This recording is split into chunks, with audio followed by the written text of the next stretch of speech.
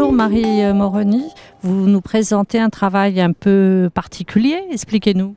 Oui, bonjour. Je suis partie au Rwanda il y a 2 ans pour rencontrer des femmes dans un atelier de broderie dans une campagne au nord de Kigali. Et j'ai eu un coup de cœur pour ces femmes. J'ai eu envie de les photographier et d'avoir une rencontre en tête-à-tête avec elles. Donc on va dire que la communion se fait uniquement par le regard. D'accord. Mais que font ces femmes en fait? Ces femmes sont des brodeuses. Elles ont été formées en fait pour certaines il y a 22 ans, bien avant le génocide, à travailler la broderie pour sortir de leurs conditions et avoir un métier. L'atelier a fermé pendant le génocide et 2 personnes ont réussi à retrouver 20 des anciennes brodeuses de manière à leur redonner une chance de travailler. L'atelier a réouvert ses portes et il y a aujourd'hui 40 femmes qui travaillent dans cet atelier. Eh bien bravo, un reportage à voir parce qu'elles ont toutes envie de vaincre et de gagner leur image. Hein, je crois là, un vrai travail de brodeuse reconnu en plus. Client français? Client français, international. Très bien, ben bravo, bravo. Merci beaucoup. Bonjour Rebecca Topakian, nous sommes devant vos photos, des photos en noir et blanc que vous avez baptisées Infra. Alors on remarque un peu de couple, un peu de personnes seules. Comment faites-vous votre choix? Alors l'idée principale de ce projet, c'est de trouver des gens qui sont dans un état d'abandon dans la soirée, que ce soit dans la danse ou dans la sensualité. Donc ce qui va me capter, c'est vraiment la question de l'abandon, de la perte de soi, que la personne soit seule ou en couple, qui sont tellement dans la perte qu'il y a justement cette sensualité dont je parlais. Donc les gens qui participent à cette soirée savent que vous êtes officiel et il n'y a pas de souci, que c'est vous qui faites les photos. Donc ils le savent quand même, même si vous les capturez. L'idée c'est que quelques personnes, les gens m'identifient comme la photographe de soirée, mais je ne suis pas hyper visible parce que j'ai pas de flash, la lumière infrarouge elle est invisible. Donc ça me permet quand même de finalement rester discrète et pouvoir me fondre sans être agressive avec un flash comme on pourrait l'être dans une photo de soirée de base. Où les gens cherchent à s'amuser tranquillement. Ok, merci. Bonjour Aruna Canevacini. Bonjour. Alors là, nous sommes devant votre travail. Travail familial, avez-vous dit, mais est-ce que vous pouvez nous en dire un petit peu plus? En fait, c'est un travail que j'ai fait et tout ce travail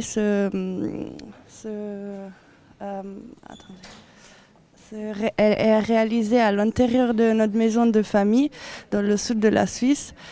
Et j'ai travaillé avec ma mère, la relation que j'entretiens avec elle.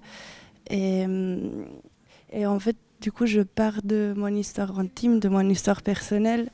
Et puis, tout ça, ça m'a permis ensuite d'aborder des thématiques plus larges, telles que le rapport à la féminité, la vie domestique ou des enjeux sur la migration. Ce travail pour le 104, la sélection que vous avez faite, c'était une démarche précise. Vous aviez envie de montrer, parce qu'il y a des choses variées.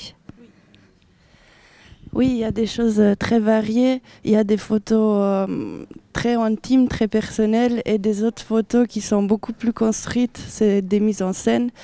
Et en fait, pour moi, l'intimité, c'est un aspect politique. Et c'est à cause de ça que j'ai décidé de mélanger les deux. Et puis d'avoir du coup des mises en scène qui parlent plus des conditions féminines. Ok, merci beaucoup. Hello Veronica, so you have realized this super photo for the fair. So can you tell us a little more about your job? Hi, hello. My project, Traces project, is based on vintage photographs purchased from an image bank. And I very often look through various archive materials. And during one of such searches, I came across photos which at first glance look like if they were taken out of a photo family album. And it was not completely clear if they portray really families or only actors pretending to be families. And c'est une histoire sur des photos qui pourraient être une sorte d'album de photos que vous voulez présenter. Is correct? Family album? Yes. but it looks like. But mais quelques albums de famille ne sont pas de vrais albums de famille. That's true. It's not real album sometimes. That's what you want to show? Yes, but it was not completely clear where is the truth and where is the fiction. So I decided to mix this truth and fiction and create my own family album. It's your family? No. I told that it's my own family album. Yes, like this. So. Photograph, family album. So, vous avez donc mixé le côté personnel et puis le côté imaginé et vous en avez fait votre album photographique de famille. That's what you explained to us. Is correct for you? Okay. Something else to add? I don't know, maybe that most of these photos come from American archives from 1950s and 1960s. Donc ces photos sont d'origine américaine et des années... In 1950s and 1960s. Photos des années 50. OK? Okay. Theodoris Papadakis, you are in the 104 and you present a sort of photo with a cube. Can you explain us a little more about this? Yes, of course. That cube is an installation that I've made, a set of a room that it seems like it is cut out from a house. The reason is that I would like to present the blurred boundaries between private and public life.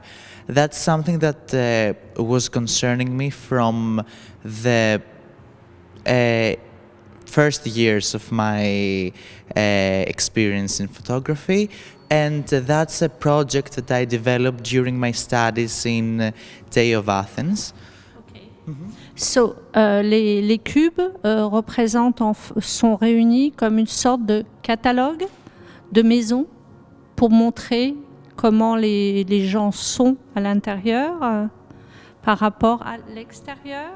That's right? What I So I translate saying that the cube are like people, like a catalogue to show how people are inside, in front of, outside. That's right? The people I chose is from different ages, between 20 and 30. It's a variety that it's not specific to show something, just people in a room that's doing their everyday movements and everyday habits, and just someone passerby would come and watch them, like peeping at them. Okay. So, ce sont des gens entre 20 et 30 ans. Et ces cubes sont ouverts et on peut voir ces gens à l'intérieur comme un passant à travers une vitre. Well, that's the idea. The main idea of the project is to present that nothing is strictly private or strictly public. That is very blurred, the boundaries between them. Okay. Donc, c'est démontrer que finalement ce qui est privé et ce qui ne l'est pas est très proche et que la frontière est très fine. That between privacy and normal, yes. It's very, very short boundary, yes. As you said. Okay, that's yes. Right for you? Yeah. And the last thing that I would say is that the very interesting thing is that during the photographic process, where the installation was built up in those public places, the very interesting thing is that many passers-by would come and watch, and it was very intrigued of what was going there. So it was like a performance too. So it was a double project for me. Donc c'était un projet un peu double parce que comme l'installation était sur une place publique, les gens venaient pour voir et s'interrogeaient sur le projet. Donc ce travail a fonctionné aussi comme une installation. So I was explaining that it was in public place, that people came to know what you were doing, and they were asking you, and it was for you like an installation. So a program on 2 plans. Okay, congratulations. Thank you very much. Bonjour Frédéric Bretin, nous sommes devant votre travail qui paraît calme et limpide, mais expliquez-nous de quoi il s'agit. Donc je suis photographe et donc j'ai réalisé effectivement ce travail donc, dans les marais à quelques kilomètres du camp de Birkenau, d'Auschwitz II Birkenau. Voilà, alors pourquoi les marais et non pas le camp de Birkenau? C'est qu'en fait, à mon sens, le camp est tellement monumental dans son infrastructure exterminatoire que on est complètement sidéré face à ce lieu et j'ai le sentiment que la pensée se pétrifie. Donc en fait, vous avez choisi plutôt de cibler ces commandos qui allaient travailler à l'extérieur et dont finalement on ne voit plus rien. Voilà, c'est ça. En quelque sorte, ce qui m'intéressait au départ, c'est les mécanismes du totalitarisme et ses intentions, comment ça émergeait, etc. Et j'ai appris en lisant donc le témoignage de Charlotte Delbo qu'il y avait des commandos disciplinaires très spécifiques et qui en fait étaient chargés stratégiquement en fait de déshumaniser l'homme. Voilà, donc il y avait vraiment une problématique volontariste de déshumanisation. Et donc ces personnes, en fait, ces commandos, allaient travailler dans des marais, à quelques kilomètres du camp, pour assainir ces lieux.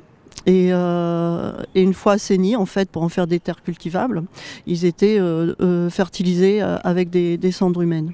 D'accord. Merci pour ces précisions. On engage les gens à venir voir ces images qui sont déroutantes, je dirais. Quand on lit le contexte, au premier abord, on se dit tiens, ce sont des paysages, et après, on voit tout ce qu'il y a derrière, et là, on comprend votre démarche.